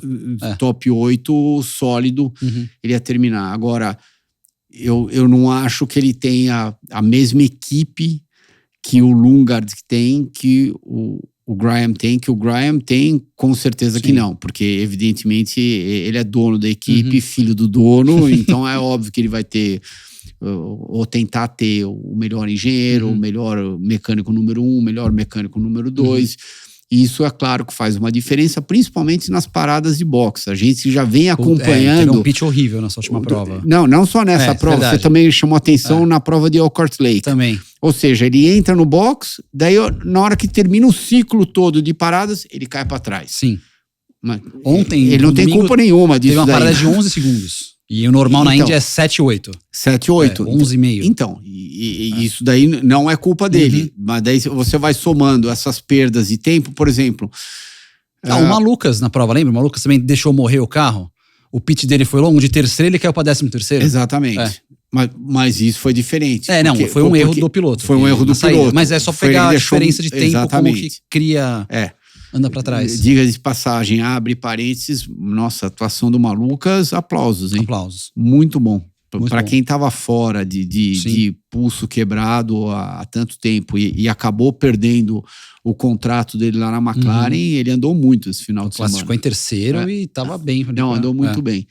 Então, voltando ao Pietro, eu acho que à medida que as corridas vão passando, é bem claro a gente observar que o nível da equipe dele não é o mesmo nível do Rahal e do Lundgaard. Eu não vou nem entrar no aspecto técnico, engenharia pura, mas só das paradas de boxe, porque as paradas de boxe a Rahal não consegue esconder de ninguém. É cronômetro contra cronômetro. E outro exemplo, que o Pietro largou bem em Elkhart Lake, acho que ganhou 5, 6 posições logo na largada. O Graham acabou se enroscando com alguém na primeira curva, teve que ir na brita, ficou lá para trás. Logo depois terminou o segundo ciclo de paradas, o Graham estava na frente do Pietro de novo, só que ele estava no mínimo 6, 7 posições para trás, e não é que ele andava mais que o Pietro durante a corrida e veio passando todo mundo. Os dois andavam mais ou menos no mesmo ritmo, talvez um pouco mais rápido que o outro, mas era detalhes em situações diferentes. Mas a grande diferença lá foram as paradas de boxe dele, que eu acho que isso tá dificultando mais o progresso do Pietro ao longo da temporada e no fato de ter um ótimo resultado também. Ótimo resultado pro Palou, que também chegou na segunda colocação. Confortável, né? Tranquilo. Agora lá 329 pontos pro Palou. 281 do Power. Então. 259 do Pato, 258 do Dixon e 249 do Herta, os 5 primeiros colocados. Quanto que o Pato tá? 259. Eu acho que o Pato, do jeito que eu vejo, ele é o único que vai conseguir brigar com o Paulo de igual para igual, na constância dessas últimas corridas que faltam. Faltam quantas corridas? Estamos na metade do ano, faltam mais 7 provas. Não, achei que era menos. Então faltam mais 7. Não, eu acho que ainda a gente tem que esperar mais umas 2 corridas. Se o Paulo continuar no ritmozinho dele que ele tá, daqui 2 corridas ele vai poder começar a fazer a conta ao contrário. Ele tem quase uma prova de vantagem pro Power. Mas ainda é muito cedo. Sim, ainda é muito cedo. Porque se ele quebra na próxima corrida e o Power ganha, daí... Mas... Faltam 2 provas em Iowa, Toronto, aí vem o Oval de Illinois, Portland, 2 em Milwaukee e Nashville. Faltam 8 corridas. Eu não sei o que você acha, mas eu acho que vamos passar essas 2 de Iowa logo depois de Toronto. Se ele fizer as próximas 3 corridas extremamente forte, terminando no pódio, daí eu acho que ele vai poder começar a pensar de fazer a conta ao contrário para levantar o quê? O terceiro título? É o terceiro título em 4 anos. Nada mal, hein? Pô, tá bom. E eu Esse daí é outro que merecia uma chance. Eu ia falar isso agora. Cara, ele merecia. Ele é um cara que, nos Estados Unidos, ele é o que destoa geral. Você falou tudo agora. Essa palavra que você usou, eu acho que... enfim, a gente consegue perceber a diferença dele em relação aos outros. Ele destoa. E ele realmente destoa. Ele é forte nos ovais, ele é forte em todos os lugares, em todas as situações. Bom nos ovais, é o melhor de misto. É um cara realmente hoje que tira o chapéu. Você acha que ele é o quê no oval? Entre No oval, terceiro tá e entre quinto, segundo Ele e... tá entre os 4 melhores de oval. Quem que você diria? Newgarden, Pato. Pato. Cara, não dá pra não falar do Dixon, que o Dixon acho que ganhou já em oval também, o Pato ganhou em oval, e ele. Ele tá nesse rebolo aí. Acho que o Newgarden destoa do oval de todo mundo. Do mesmo jeito que o Paulo destoa no geral, eu acho que o Newgarden destoa nos ovais. Nos ovais. Ele também acho... Eu fiquei meio muretando aqui, mas eu acho que com certeza uma das duas o Newgarden leva. Agora as duas, sei lá, pode acontecer alguma coisa, mas saberemos no fim de semana. ESPN Disney Plus, sábado 9 da noite e domingo 1 da tarde. Acompanharemos tudo. Também tem o WEC esse fim de semana em São Paulo. Estaremos de olho no WEC aqui no Pelas Pistas. Fiquem ligados com muitas ações. E a gente se vê então lá. Ainda essa semana a gente vai se ver algumas vezes. A gente vai se ver algumas vezes. Quando que a Stock corre a próxima vez? Stock vai demorar um pouquinho. Acho que Stock é na outra semana, não tenho certeza. Tá. Acho que a Stock é na próxima semana, não tenho certeza. Que mudança lá na Eurofarma, hein? Essa, a gente até comentou no programa passado, foi... Então, você viu? Caras novas chegando no automobilismo. Esperar o Júnior de volta pra também... Vai que ele traz alguma fofoquinha nova também pra gente aí, que vai ser legal. Certo, seu Christian? Opa, certo. E... te vejo lá, né? Esse final de semana, sábado às 9 da noite, na ESPN. Isso. Iowa, primeira. Primeira e domingo, 1 da tarde a segunda. Rodada dupla. Isso. Tá bom. Vai ser legal demais. Agradecendo, claro, você que nos acompanha. Like no vídeo, se inscreva no canal, compartilhe com os amigos. Nosso canal, plataformas de áudio, pessoal da Zapping também no canal 35. Muito obrigado. E semana que vem a gente volta acelerando com o podcast mais veloz da internet brasileira.